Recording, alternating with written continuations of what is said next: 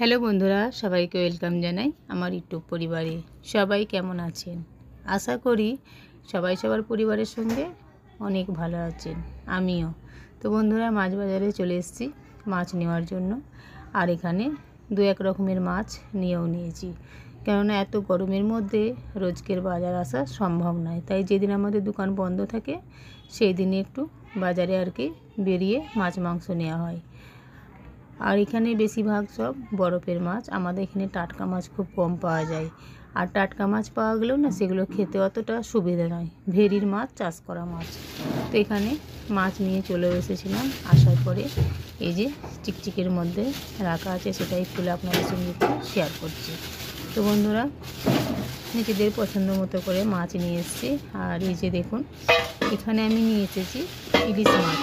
অসময় এখন কিন্তু আমাদের এখানে প্রচণ্ড গরম, প্রচণ্ড। তো সেই গরমের মধ্যেও ইলিশ মাছ নিয়ে এসেছি। মাছটা দেখে খুব শখ হলো। আর এই ধরনের মাছ খুব কম আসে, তো তাই। আর অনেক দিন থেকেই ভাবছিলাম ইলিশ মাছ খাওয়ার জন্য। তো ভালো যখনকার পেয়ে গেলাম, নিয়েও নিলাম। আর মাছটা খুব কিন্তু পুরনো নয়, টাটকার মধ্যেই ছিল, বরফেরই আর কি। তো মাছগুলো ওখান থেকে একদম পরিষ্কার করে নিয়ে এসেছি। পরিষ্কার বলতে যেগুলো আর কি নোংরা থাকে কাটা বাছা করে নিয়ে এসেছি। এবার আমি ধুয়ে নেব। তাই মাছগুলো এত ফ্রেশ ছিল, আর তার মধ্যে একটু একটু ডিম ছিল। তো সেটাই আমি একটু একটু আপনাদের সঙ্গে শেয়ার করছি। আর ইলিশ মাছের পেটে যদি ডিম থাকে, আর ডিমটা যদি আলাদা বার করে দেওয়া হয় না, কিন্তু তার এটা অতটা ভালো লাগে না। তাই আমি বলেছিলাম ডিম সইতো আর কি রিং পিস করে দেওয়ার জন্য। তো সেইভাবেই উনি কেটে দিয়েছেন। তো এখানে আমি মাছগুলো ধুয়ে নিচ্ছি। ধুয়ে এবার রান্না করব। কী দিয়ে রান্না করি সেটা আপনারা সঙ্গে থাকুন আর দেখতে থাকুন। আর এখানে দেখুন, মাছগুলো ধুয়ে একদম পরিষ্কার করে নিয়েছি। কড়াই নিয়ে নিয়েছি, কড়াইয়ের মধ্যে সর্ষে বাটা দিচ্ছি।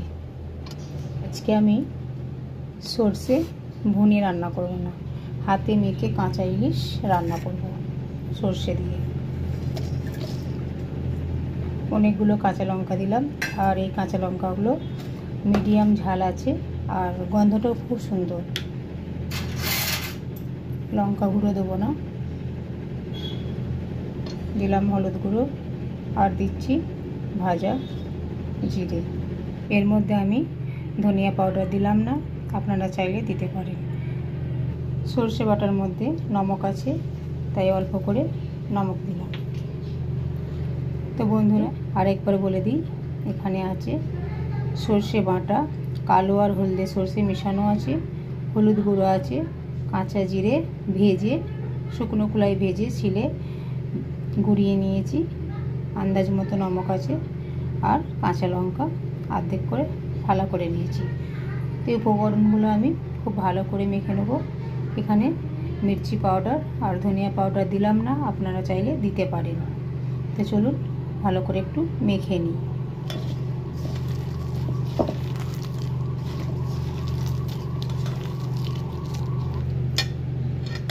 খুব ভালো করে মেখে নিয়েছি। এর মধ্যে অ্যাড করব সর্ষের তেল। বেশ কিছুটা পরিমাণে সর্ষের তেল অ্যাড করলাম। এক হাতে মোবাইল ধরে আছি, তো তাই অসুবিধা হচ্ছে। আর এক হাতে যে মশলা মাখানো আছে, তাই আর সর্ষের তেলটা আমি অফ ক্যামেরাতেই ঢেলে নিলাম। আপনারা আপনাদের আন্দাজ মতো ঢেলে নেবেন। কাঁচা সর্ষে আর কাঁচা সর্ষের তেল দিয়ে এইভাবে মশলা মেখে যদি আপনারা ইলিশ রান্না করেন, হাতের থালা চেটে খাবেন। এখন দেখেই দেখুন কতটা লোভনীয় লাগছে, পুরো আচারের মতো লাগছে। এর মধ্যে আমি এবার ইলিশ মাছগুলো ঢেলে নেব। কাঁচা ইলিশ দিয়ে দিলাম।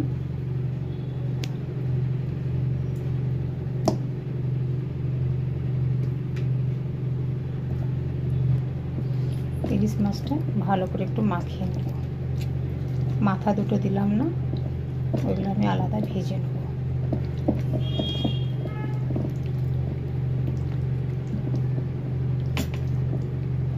ইলিশ মাছ পছন্দ করেন না এমন কেউ নেই।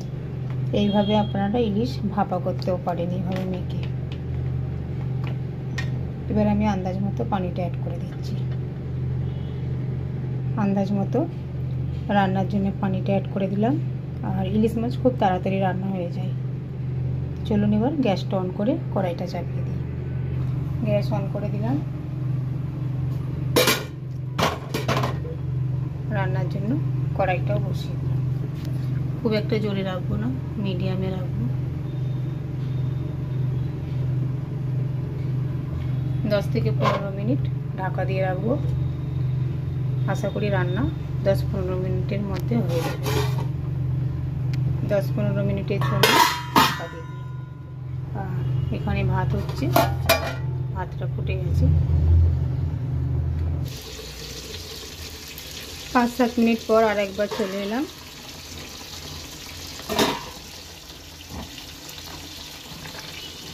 হালকা করে একটু মাছগুলো নাড়াচাড়া করে দিচ্ছি।